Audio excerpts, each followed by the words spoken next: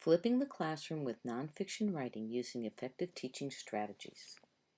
This video is funded through the Enhancing Education Through Technology grant and brought to you by the RESC Alliance. My name is Pamela Skelly and I am from the EastCon RESC. Our topic today is Flipping the Classroom with Nonfiction Writing Using Effective Teaching Strategies.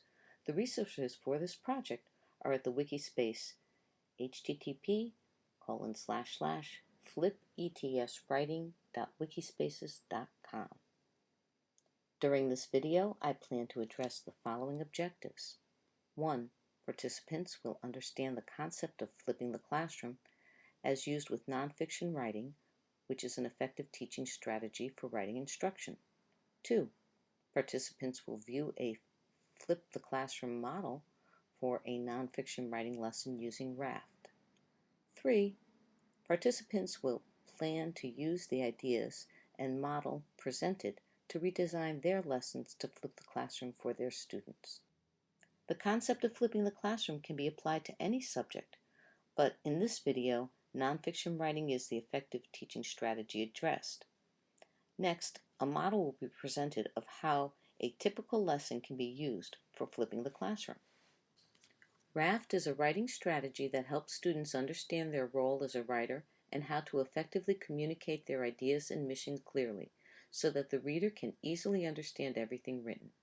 Raft is an acronym for Role, Audience, Format, and Topic.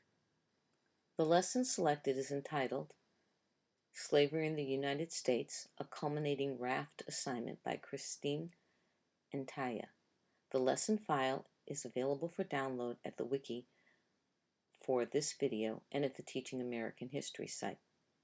The lesson is designed for grade 8 students to be done in 2 to 3 50-minute classes.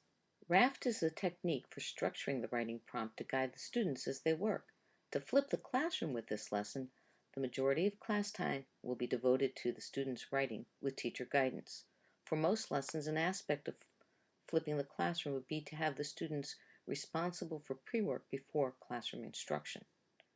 This assignment should be accessible online, but if there are students with internet access issues, the teacher should make arrangements or provide some sort of printed resources. The Slavery in the United States Raft lesson considers 4 essential questions that are listed on the wiki space. According to the lesson, these questions should be written on the front board of the classroom, but also students should see them when they work outside of class. An example of how student resources can be used online is the student page of the wiki space for this video. This lesson is designed as the culminating lesson for a unit on slavery. The students would already have notes and written assignments completed and collected for reference. They're also going to need computers or laptops for the research, since they'll need to go to websites to look at the primary resources for their news articles and pictures. This lesson provides 5 possible sites, but you can find others as well. Sometimes these sites are so interesting that the students as well as teachers can take too much time reading and researching when the writing needs to be completed. In this lesson, the Raft's assignment focus is to create a 19th century reporter, a Connecticut newspaper that is reporting about the events during the 1850s and 1860s. Students will serve as reporters living in the southern United States during this time. They must locate 2 to 3 slave photographs from the websites and write a news story about these pictures, along with background information they have learned through their previous lessons. The letters in Raft stand for Role, Audience, Format, and Topic. For this Raft activity, the role of the student is the news reporter. The audience are the citizens of Connecticut and their family members. The format is the newspaper story, and the topic are slave stories with primary source pictures. Included in this lesson are a template of the 19th century reporter with space for the news story and photos, and an exit card to be completed by the students. With this particular lesson, the students would begin by reviewing the essential questions, assignment, and website before class instruction. Speaking to all the students during the last 10 to 15 minutes of the class day before this lesson is planned, the teacher would explain the lesson and share the resources. Day 1 of the lesson begins with whole class instruction. The teacher reviews the assignment and asks the students about their pre-work. All good lessons will engage the students at an emotional level so they can connect with the new learning. The use of primary source photographs is very powerful because visualizing the United States more than 100 years ago is difficult, and the photographs with their explanations will engage the students.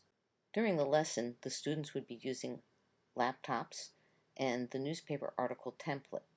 They could be placed in groups of 3 to 4 for research, writing, and peer editing.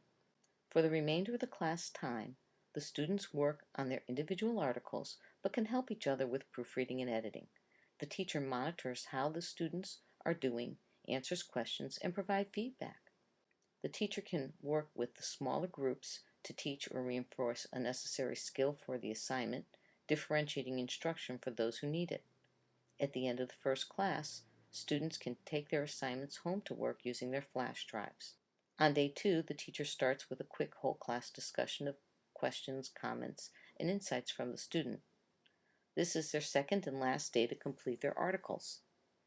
The bulk of the class time provided will be used much the same way as on day 1, except they're expected to actually have their news article completed and printed out. These will be shared with their family later at home as part of their assessment. Again, the teacher can work with the smaller groups to teach or reinforce a necessary skill, differentiating for those who need it. Day 3 would be the final day of the lesson and probably the unit on slavery. The teacher would use class time for the students to share what their family members said about the article they wrote. The printed articles could be combined, or they could be shared online.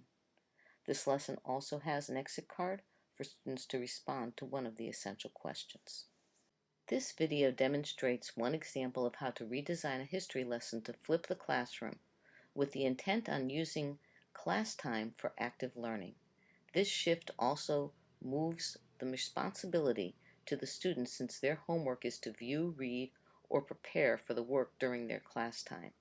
The effective teaching strategies technique for nonfiction writing was used with the raft activity, a common format for student writing. The significant characteristics of a flipped classroom are that the student instructional resources are available anytime, online, and that the students are actively learning during class time.